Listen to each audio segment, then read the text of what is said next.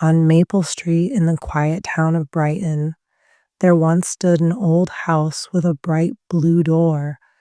The house itself looked tired and forgotten.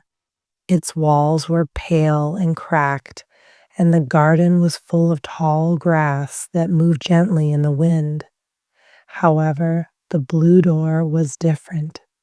It always looked fresh and clean, as if someone cared deeply about it. The silver handle shone in the sunlight, and the small glass window at the top reflected the sky like a mirror. Emma Parker walked past this house every day on her way to school. She was 16 years old, thoughtful, and curious about the world around her. While most people ignored the house, Emma always looked at the blue door. She often wondered why it looked so new and the rest of the house seemed empty and forgotten. Something about it made her slow down every time she passed. One cloudy afternoon, when the street was unusually quiet, Emma stopped in front of the house. She felt a strange mix of fear and curiosity. Her heart was beating a little faster than usual, but she could not explain why. After standing there for a moment, she slowly walked up to the door and touched the smooth wood. It felt cool under her fingers. Taking a deep breath, she knocked gently. There was no answer at first. The street remained silent. Emma waited, feeling slightly embarrassed for knocking on what seemed like an empty house. She turned to leave, but suddenly she heard a soft clicking sound. Before she could react, the door slowly opened on its own. Emma froze. She looked around to see if anyone was watching, but Maple Street was empty. The door stood open, revealing a dimly lit room inside. A warm yellow light glowed somewhere deeper within the house. After a few seconds of hesitation, she softly called out, "Hello?" There was no reply. Although she knew it might not be a good idea, Emma felt something pulling her forward. Carefully, she stepped inside. The moment she did, the door closed quietly behind her. She quickly turned around and tried the handle, but it would not move.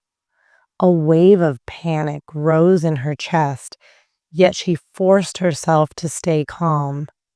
The room around her was not dusty or abandoned as she had expected. Instead, it was clean and peaceful. There was a wooden table in the center, a simple chair beside it, and a lamp on the wall that gave off a gentle glow.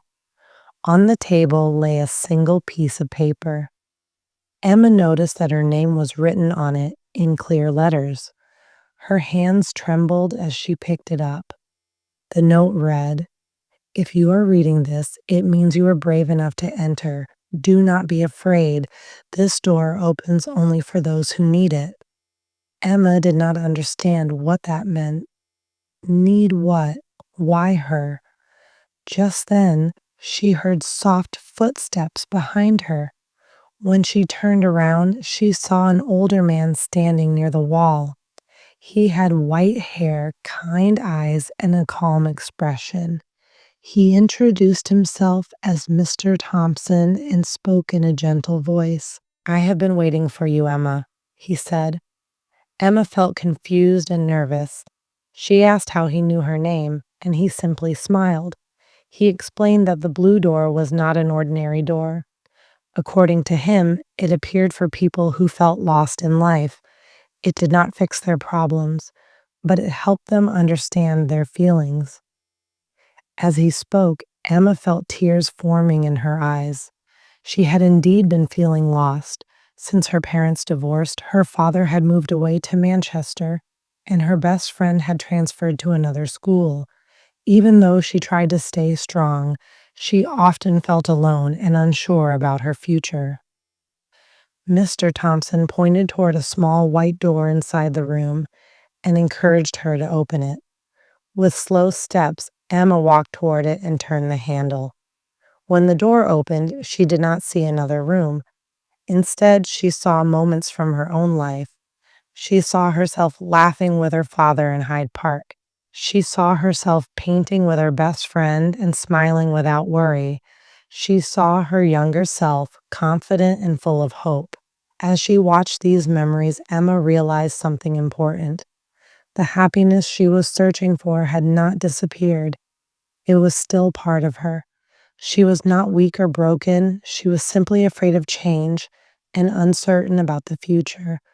When she closed the small white door, she felt lighter, as if a heavy weight had been lifted from her heart.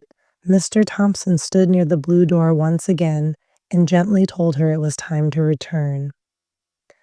As she stepped outside, bright sunlight filled her eyes. She turned around quickly, but the house was gone. There was no old building, no blue door, and no sign that anything unusual had happened. The space between the two houses was completely empty. Emma stood there in silence, trying to understand what she had experienced. Slowly, she smiled. She understood that the blue door had been more than just wood and paint.